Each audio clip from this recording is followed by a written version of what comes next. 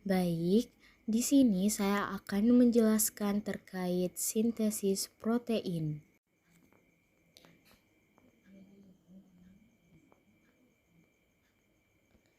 Nah, sintesis protein memiliki langkah-langkah yaitu inisiasi, elongasi, dan terminasi.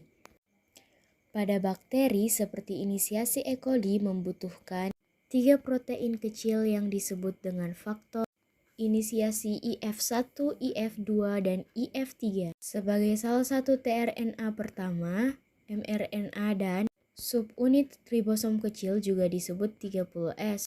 IF3 dengan mudah berikatan dengan subunit ribosom kecil dan kehadirannya menghalangi subunit besar dan kecil dari asosiasi prematur IF3 memfasilitasi pengikatan mRNA ke subunit kecil.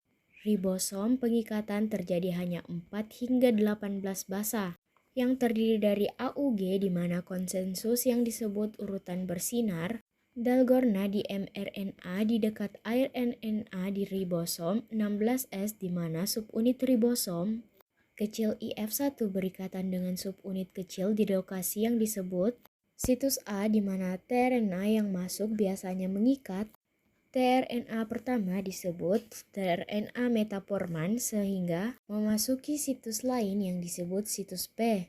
Dapat diperhatikan bahwa tRNA inisiator ini telah dikawal ke situs P oleh IF2 yang terikat pada GTV molekul berenergi tinggi mirip dengan ATP antikodon tRNA komplementer dengan kodon star AUG.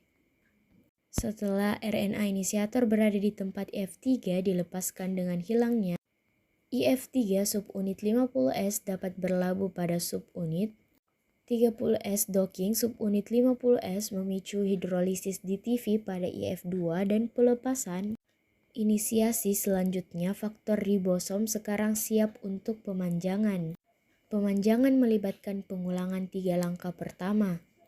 Faktor pemanjangan yang disebut F2 terkait dengan GTP berikatan dengan trena aminoasil bermuatan bebas kompleks ini memasuki situs A.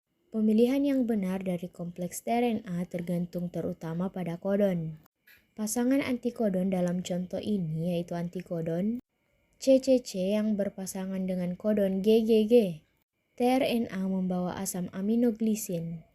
Pada langkah kedua, aktivitas peptidil transpirasi ribosom mengkatalisis pembentukan ikatan peptida antara asam amino baru di situs A dan asam amino sebelumnya di situs P secara bersamaan GTP dihidrolisis dan IF2 GDP yang dihasilkan dikeluarkan. Selanjutnya langkah ketiga disebut translokasi, faktor pemanjangan yang disebut IFG terkait dengan GTV berikatan dengan ribosom GTV. Hidrolisis memberikan energi untuk menggerakkan subunit 50-an dan 30-an ke depan satu kodon. Manuver ini membuka situs A dan menggeser tRNA yang tidak bermuatan ke situs terakhir yang disebut dengan situs tRNA amino. Berikutnya yang memasuki situs A menciptakan perubahan konformasi disebut ribosom yang telegraf lewat ke sisi timur dan dikeluarkan tRNA yang tidak bermuatan. Langkah-langkah perpanjangan ini berulang sepanjang mRNA ribosom E. coli dapat mempercepat melalui langkah-langkah perpanjangan. Ini dapat menghubungkan dengan 16 asam amino. Nah, akhirnya ribosom tiba di ujung wilayah pengkodean yang ditandai oleh salah satu dari 3 kodon stop. Tahap ini translasi disebut terminasi. Tidak ada tRNA yang sesuai untuk kodon stop, melainkan protein yang disebut faktor pelepasan baik RF1 atau RF2 yang memiliki bentuk umum tRNA meniru tRNA dan memasuki situs. Nah, faktor pelepasan akan mengaktifkan fungsi transpirasi peptidil dari ribosom yang mampu memotong ikatan yang menambahkan peptida yang telah selesai ke tRNA di situs P. Faktor lain yang disebut RF3 kemudian memicu RF1 atau RF2 untuk meninggalkan ribosom.